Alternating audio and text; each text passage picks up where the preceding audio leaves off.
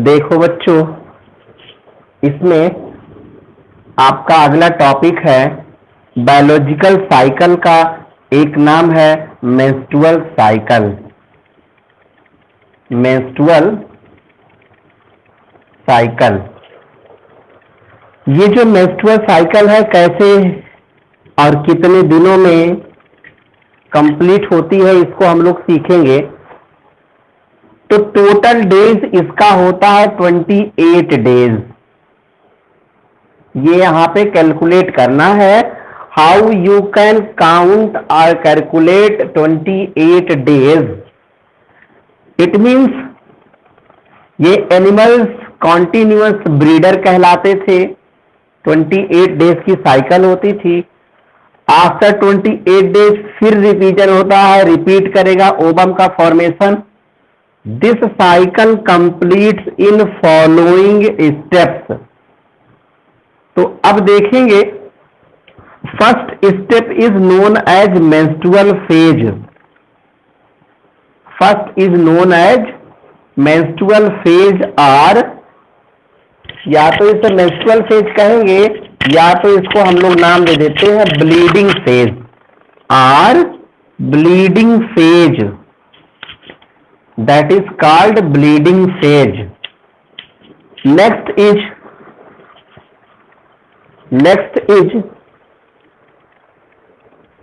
Bleeding phase.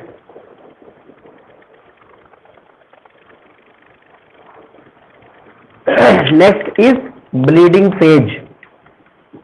यहां से next नाम आता है यहां पे प्रिपरेटरी फेज। जफर बेटा ग्रुप पे मैसेज डाल दो, आयुष का मैसेज आया है क्लास स्टार्ट हुई कि नहीं। तो आईडी मैंने सेंड की है, उसको बता दो इसको ज्वाइन कर ले। अगला है preparatory phase. Preparatory phase,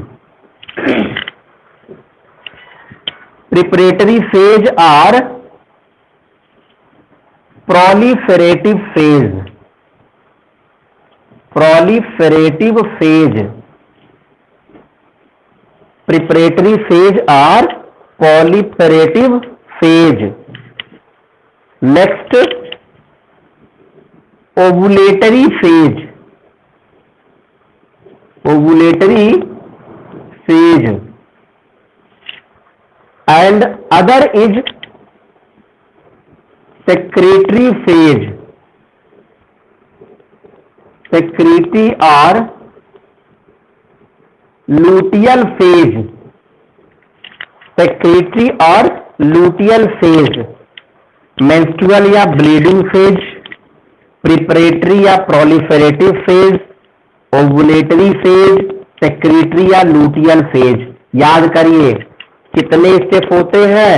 4 step में कंप्लीट होती है मेंस्ट्रुअल साइकिल।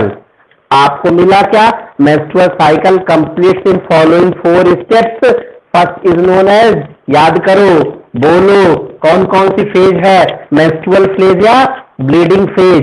दूसरा प्रिपरेटरी या प्रोलिफेरेटिव फेज। तीसरा ovulatory phase. Next luteal phase या सेक्रेटरी फेज। 4 फेज में आपने इसे कंप्लीट कर दिया। हाँ, कभी कभी कहीं कहीं टेंशन होगा, ये ओवुलेटरी फेज आपको ना लिखा होगा तो यहां कहीं लिखा होगा ओवुलेशन। तो ओवुलेटरी फेज आप यहां पे टेंशन न लीजिएगा, समझ जाइएगा कि हाँ ये है। हमने इसे डिफरेंशिएट किया है क्योंकि इसके दम पे मैं आपको बहुत कुछ सिखाऊंगा, इसलिए मैंने यहाँ पे अलग कर रखा हुआ है इसको। तो आइए यहां हम लोग सीखते हैं इस फेज की स्टोरी क्या है। तो मेंस्ट्रुअल फेज, यहां मेंस्ट्रुएशन की बात करते हैं। मेंस्ट्रुएशन मीनिंग होती क्या है समझिएगा। ब्लीड मतलब ब्लीडिंग मीन्स ब्लड का फ्लो। तो अब यहाँ पे जो फ्लो हो रहा है ब्लड का, वो कितने दिन तक चलता है, ये ध्यान देना है, कितने दिन तक चलेगा। तो यहाँ पे मेंस्ट्रुअल फेज या ब्लीडिंग फेज की ड्यूरेशन आप याद करिएगा। इसकी duration in general 3 to 5 days. 3 to 5 days, ये आ गई ड्यूरेशन। इसको यहीं पे याद करके ऐसे भुला दीजिए। कहने का मतलब ये है कि जब ब्लीडिंग होती है यानी मेंस्ट्रुएशन होता है, तब उस समय कितने दिन तक ये रहता है। तो पहले स्टार्ट होगा, फिर धीरे धीरे करके क्या होगा, समाप्त होगा। उस समय हमारा जो डेज बीत जाता है वो 5 डेज का होता है। कभी 3 में लास्ट हो सकता है, 4 में भी हो सकता है, 5 में हो सकता है। तो अब इसमें गड़बड़ी होना, इसका मतलब हार्मोन की इनबैलेंसिंग होती है। हार्मोन की इनबैलेंसिंग को हम लोगों को मेंटेन करना होता है। आइए देखते हैं कैसे हम इसको समझेंगे। अब यहां पे आप डेज काउंट करेंगे। हमको डेज काउंट करना है इस 28 को। ये 28 हमारा कैसे आएगा, तो यहां फर्स्ट टू 5 1 से लेके 5 दिन तक हम इस फेज को काउंट करते हैं। अब इसके बाद बचा क्या है, 6 से लेकर के 13 तक हम लोग इस फेज को काउंट करते हैं। 6 to 13। किसी किसी बुक में 1 to 4 लिखा होगा और 5 to 13 लिखा होगा, तो भी टेंशन न लेना, एवरेज ले लिया है, लेकिन आप सही करेंगे। अब आप ये मत बोलना नीट में सर क्या आएगा, नीट में आपको वही आएगा जो दे रहे हैं यहाँ पे। तो अब देखिएगा, यहाँ ओवुलेटरी फेज की बात करते हैं। यहाँ ओवुलेटरी फेज है, ये डेटा होती है 14th डे पे। ये आया 14th डे। 14th डे पे हम लोग एक प्रोसेस पढ़ते हैं, this is called ovulation. This is called ovulation. In ovulation ovum release from ovary into fallopian tube। Ovum release from ovary into fallopian tube। यहां पे ओवम आ गया, फैलोपियन ट्यूब में आ गया, क्लियर। फिर क्या हुआ, सेक्रेटरी या लूटियल फेज की बात करते हैं। अब आपके पास क्या होगा, लास्ट होगी आज की 15 टू लास्ट, और लास्ट हमारा कौन सा है, 28। तो 15 से 28 पे आ गए हम लोग। यहां लूटियल फेज की बात चल रही थी, किसकी आ गई, लूटियल फेज की बात आ गई, याद रहेगा, लूटियल फेज की बात आ गई। आया नहीं आयुष, कहां गया वो, एक सेकंड हम चेक कर लें जरा उसका। रिक्वेस्ट तो नहीं, अरे रिक्वेस्ट पड़ा हुआ है इसका।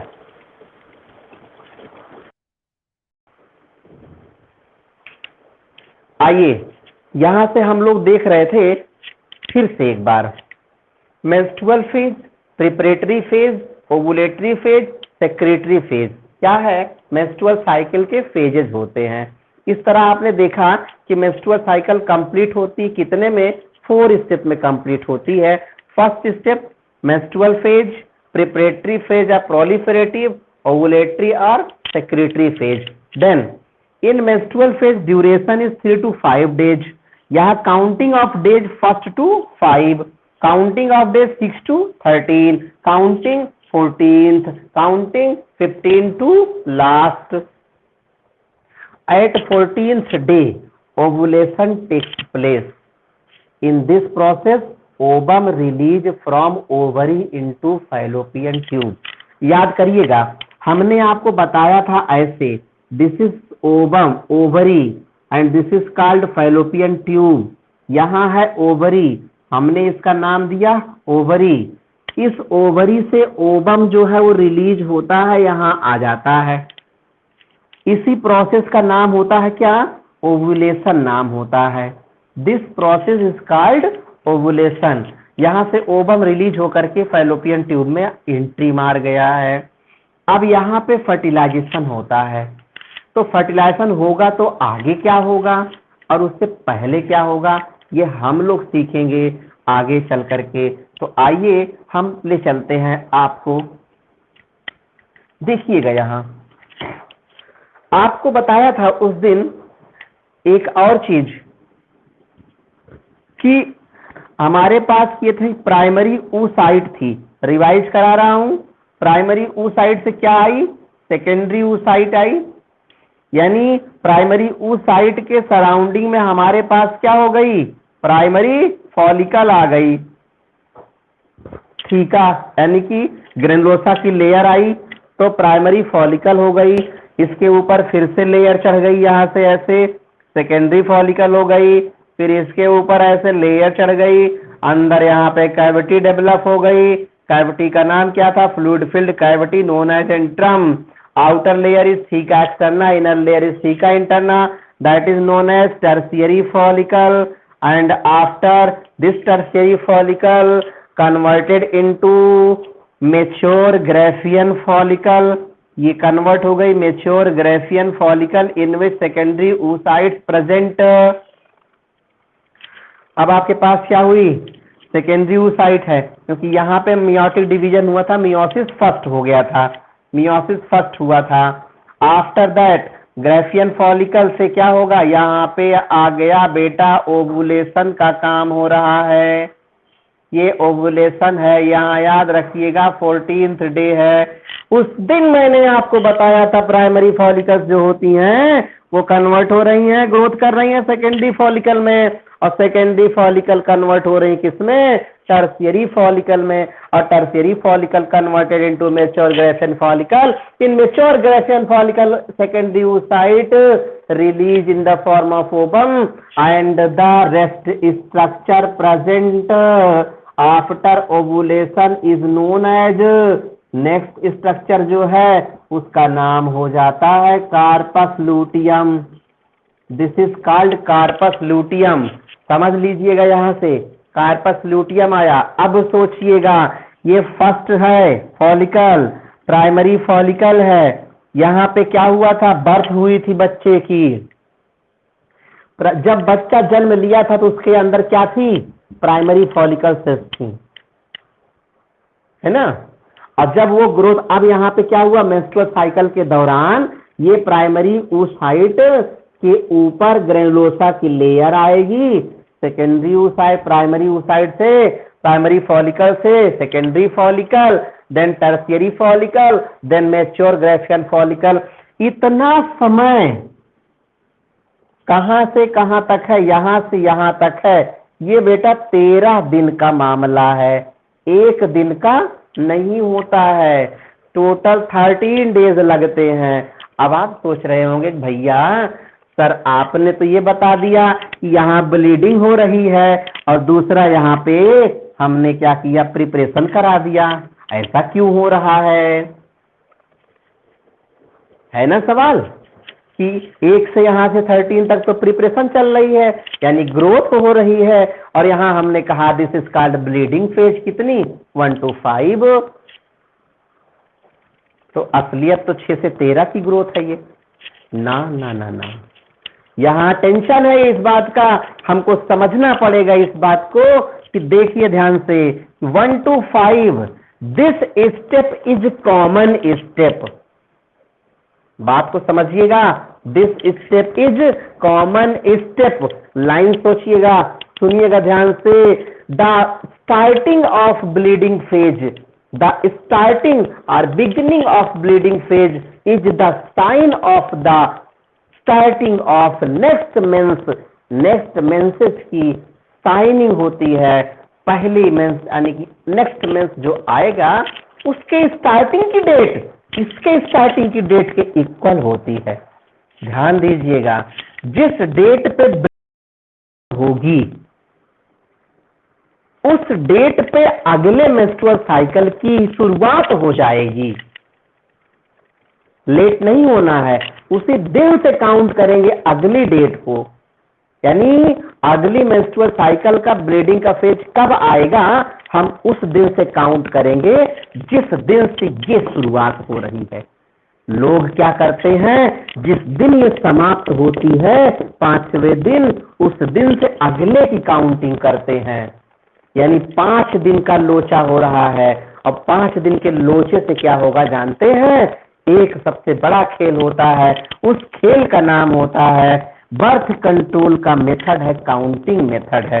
तो आप यहां से देखेंगे बर्थ कंट्रोल का एक मेथड होता है, उस मेथड को बोलते हैं काउंटिंग मेथड कहते हैं, काउंटिंग मेथड कहते हैं। This counting method is used for the birth control, और इसमें हम दिन गिनते हैं। दिन कौन सा होता है, 1 से लेकर के 13 तक का गिनते हैं, और 14 की बात कर लेते हैं। तो जब काउंटिंग करेंगे 1 से लेकर के 13 तक, और आपने काउंटिंग करा, यहां 5th को 1 माना है, तो 1 से लेकर के 13 आ रहा है, तो बेटा 5 डेज आगे जा रहे हैं। जब 5 डेज आगे जा रहे हैं इट मीन्स ओवुलेशन और पहले हो जाएगा। इसका मतलब अगर ऐसे केस में इस ड्यूरेशन में मेल फीमेल से मिल जाता है तो फर्टिलाइजेशन हो जाएगा और उसकी प्रोजेनी डेवलप हो जाएगी, न चाहते हुए उसको संतान मिल जाएगी। जबकि वो नहीं चाहता है कि उसके बच्चे हो, यूज करता है काउंटिंग मेथड। तो the failure case of counting method, risk of failure of counting method is this point. Fail हो गया काउंटिंग मेथड यहाँ पे। आइए आपको आगे ले चलते हैं यहाँ से। इस केस में समझिएगा, जहाँ टेंशन होगा वहां बताइएगा, क्वेश्चन निकालना होगा आपको, थोड़ा सा कॉम्प्लेक्स है। देखिए 14th डे पे आया क्या, फिर से एक बार यही डायग्राम समझते हैं। यहाँ से ओवरी आई है, ओवरी के पास यहाँ से ओवम निकला है, ये हमारे पास ओवरी है, फैलोपियन ट्यूब है, ये ओवम आया नहीं आया, ये चला, इधर से आपने देखा यहाँ से एंडोमेट्रियम दिख रही है, ये यूट्रस है, और आपको ये मिल गया। भैया प्यार से देखिएगा, ध्यान से देखिएगा, ये ओवरी है, ओवरी से ओवम आया, यहाँ ओवुलेशन हो गया। जब ओवरी से ओवम निकल करके इस फैलोपियन ट्यूब में आ जाता है तो इधर से चला मेल गैमीट, यानी कि हमने दिया स्पर्म इसको, और ये इस पर मूव करते करते करते करते करते करते कहीं यहाँ आएगा तो इससे मुलाकात इसकी हो जाएगी और फर्टिलाइजेशन हो जाएगा। When sperm enters inside the vagina through uterus move to ovum, a second fuse together called fertilization। आप देखिएगा ऐसा कब हो रहा है, ऐसा 14th डे पे हो रहा है। तो 14वीं का चांद हो या आफताब हो, जो भी हो खुदा की कसम लाजवाब हो। 14वें दिन क्या निकला, चांद निकला, ओवरी से ओवम निकला है फर्टिलाइजेशन के लिए। तो 14th डे इज वेरी खतरनाक day, very very dangerous day for fertilisation. अब देखिएगा उनके लिए होता है जो ये नहीं चाहते हैं कि उनके बच्चे आए, यानी वो बच्चे नहीं लाना चाह रहे हैं, तो उनके लिए ये डेंजरस होता है, उन्हें इसको बचाना पड़ता है। यानी इस दिन उन्हें इंटरकोर्स को बचाना पड़ेगा, और अगर नहीं बचाए तो फर्टिलाइजेशन हो जाएगा। हाँ, हम जानते हैं कि हमारी ह्यूमन बॉडी जो होती है उसमें हार्मोन जो होता है वो इम्बैलेंस होता है, अक्सर बराबर नहीं हुई बैलेंसिंग। तो जब इम्बैलेंसिंग होती है तो कुछ साइड इफेक्ट आते हैं। हो सकता है ये ओवम 14th डे ना निकल करके 13 डे पे आ गया हो बाहर, या 12th डे पे आ गया हो, या और पहले आ सकता है। तो 11th डे से 14 आया, अब संभावनाएं व्यक्त करते हैं, ध्यान दीजिएगा, काउंटिंग मेथड की संभावना चल रही है। 11th से 14 आया, मे बी एनीमिक पेशेंट, तो 14 से चला गया, 15 पे आया, 16 पे आया, या 17 पे आया, तो 17 तक ले लिया। 11 to 17 तक हम लोग यहाँ पे सेफ करेंगे, इंटरकोर्स को, क्वाइटस को बचाएंगे, मेल को फीमेल के मिलने से बचाएंगे, तब जाकर के क्या होगा, बर्थ कंट्रोल होगा। इस मेथड को हम लोग काउंटिंग मेथड कहते हैं। यहाँ से इसको बचाने की कोशिश करिए, आइए इसको काउंट करते हैं। यहाँ से कैसे बचेगा बेचारा, बचेगा ये बेचारा, देखिएगा ध्यान से। ये 14th डे है, इस 14th डे को हमने यहाँ से लिख दिया है unsafe period. Unsafe period, 14th day क्या हो गया, अनसेफ पीरियड हो गया। और ये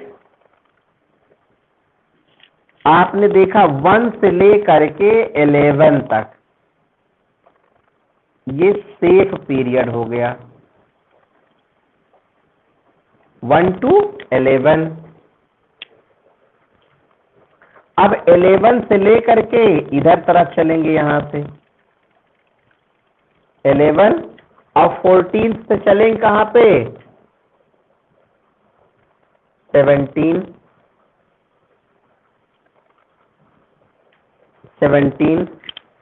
और 17 के बाद यहां से आगे चलेंगे लास्ट 28। समझिएगा, तो बेटा यहां 17 के बाद से इधर जो है ये आया सेफ पीरियड, और इधर 11 से लेकर के इस तरफ का जो पीरियड आया वो कैसा आया, सेफ पीरियड। और यहाँ अब आपको मिला क्या, ये वाला पीरियड, ये वाला जोन जो होता है, इसी को हम लोग बोलते हैं अनसेफ पीरियड। ऐसा क्यों हुआ, ऐसा इसलिए हुआ है, अगर 11 से 17 क्या,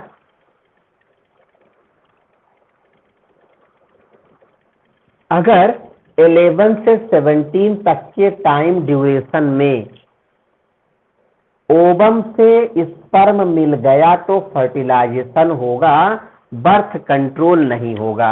ये जो हम बता रहे हैं ये किसके लिए बता रहे हैं, ये अगले चैप्टर की बात कर रहे हैं। बर्थ कंट्रोल मैंने इसी में बता दिया, बात समझ गए। अब बोर्ड एग्जाम में आपको यहां तक लिखना, ये वाली लाइन नहीं लिखना, ये लाइन बर्थ कंट्रोल की बात मैं बता रहा हूं, यानी इसका एप्लीकेशन सिखा रहा हूं कैसे यूज करेंगे। तो यहां बर्थ कंट्रोल आ गया, इसको बोलते क्या है, काउंटिंग मेथड कहते हैं, काउंटिंग मेथड कहते हैं। लेकिन इस बात का ध्यान देना होगा, यहां 5th से नहीं 1st से काउंट करेंगे, याद रहेगा। अब आपको एक और बात बता रहे हैं, हुआ क्या है कि जब हमारे पास बना था क्या, ऊपर लिख दे रहा हूं, हियर आपके पास एक आई थी कार्पस ल्यूटियम, ये है कार्पस ल्यूटियम, और यहां पे थे क्या, सेकेंडरी oocyte थी, है ना। इस कार्पस ल्यूटियम के 2 पार्ट हैं, अगर ये क्या होता है, रिमेन्स, तो यहां से सेक्रीट करती है क्या, प्रोजेस्टेरॉन हार्मोन, और अगर फर्टिलाइजेशन नॉट, तो ये कन्वर्ट होती है किसमें, कार्पस एल्बिकैंस, और ये जो है वो डीजनरेट कर जाएगी, कार्पस एल्बिकैंस डीजनरेट कर जाती है। यहां तक की बातों को ध्यान में रखते हुए अदालत इस नतीजे पर पहुंची है कि व्हेन फर्टिलाइजेशन अकर्स, क्या, when fertilisation occurs then corpus luteum remains same, acts as a endocrine gland and secrete progesterone hormone which maintain pregnancy. याद रहेगा, if fertilization not occurs then carpus luteum converted into carpus albicans degenerate. इस बात को याद रखिएगा। तो आगे एक लाइन नीचे लिखिएगा कि after ovulation, after ovulation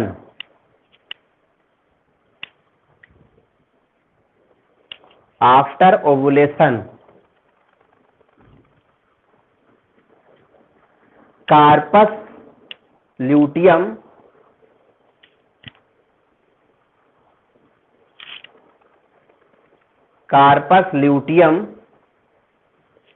acts as endocrine gland,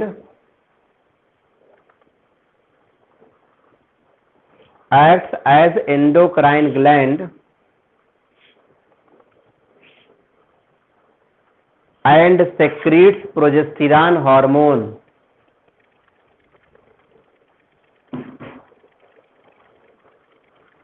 and secrete progesterone hormone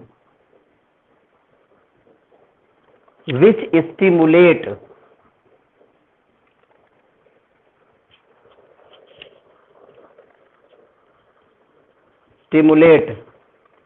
growth of endometrium, growth of endometrium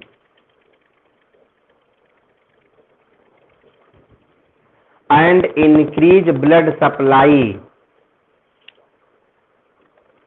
and increase blood supply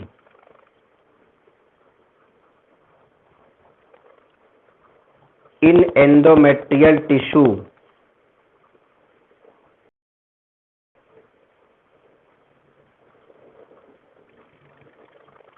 for नहीं, to conceive pregnancy,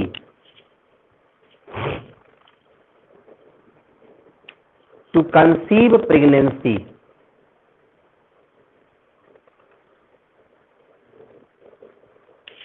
to conceive pregnancy. Next point लिखिएगा, if fertilization not occurs, if fertilization not occurs,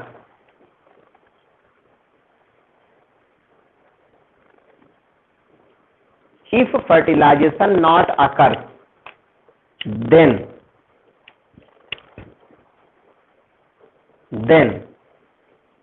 carpus luteum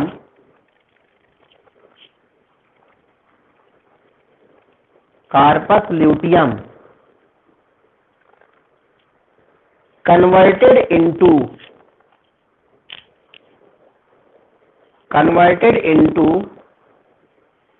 carpus albicans,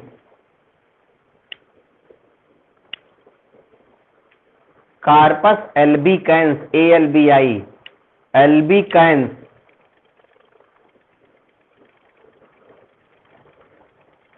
which degenerate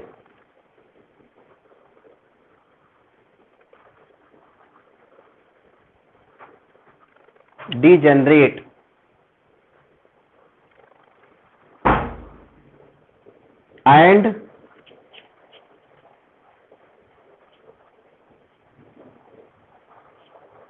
menstrual phase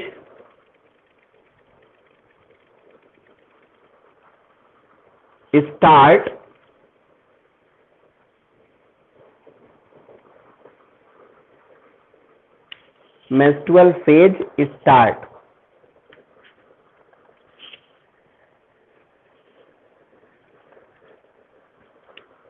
during this phase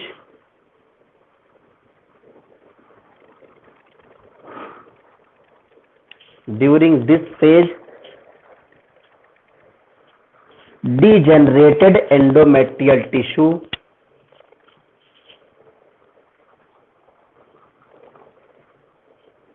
and rupturing blood vessels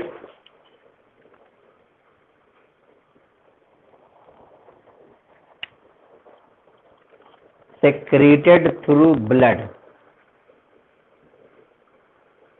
Secreted through blood.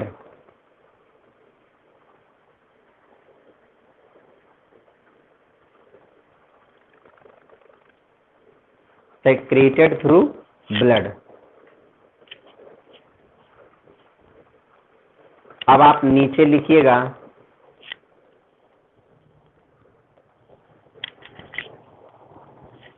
Hormone action. Hormone action.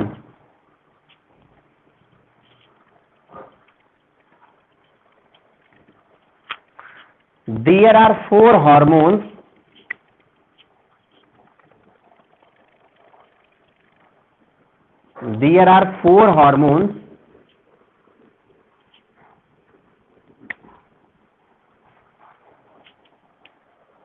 acts in menstrual cycle. Acts in menstrual cycle in which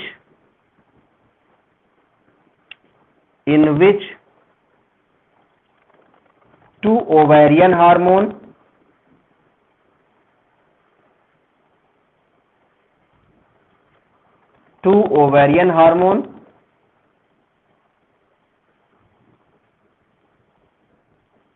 and 2 pituitary hormone.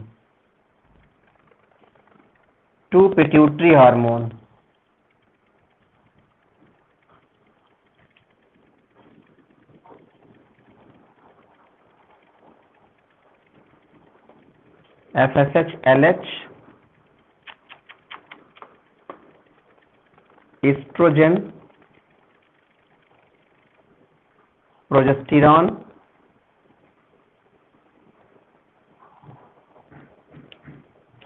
FSH और LH. Estrogen, progesterone, FSH, LH. FSH और LH.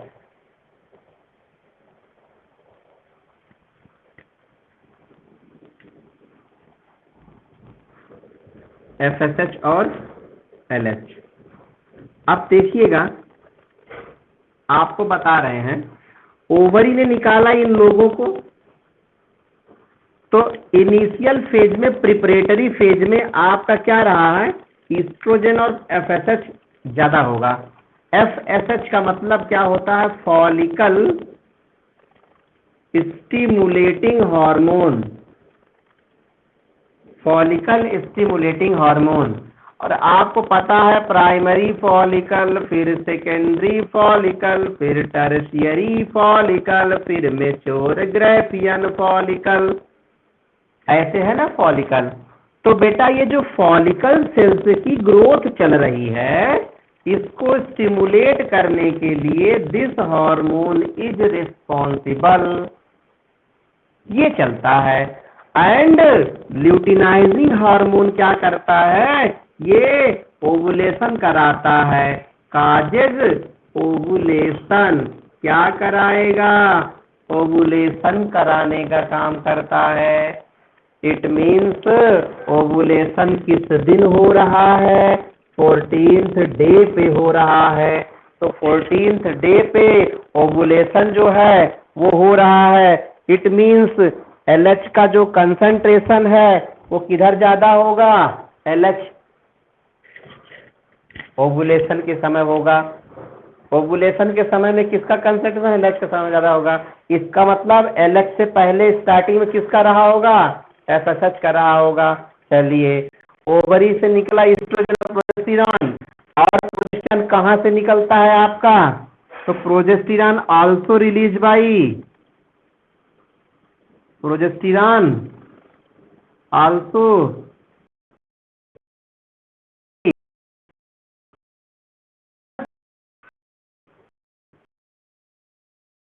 Corpus कब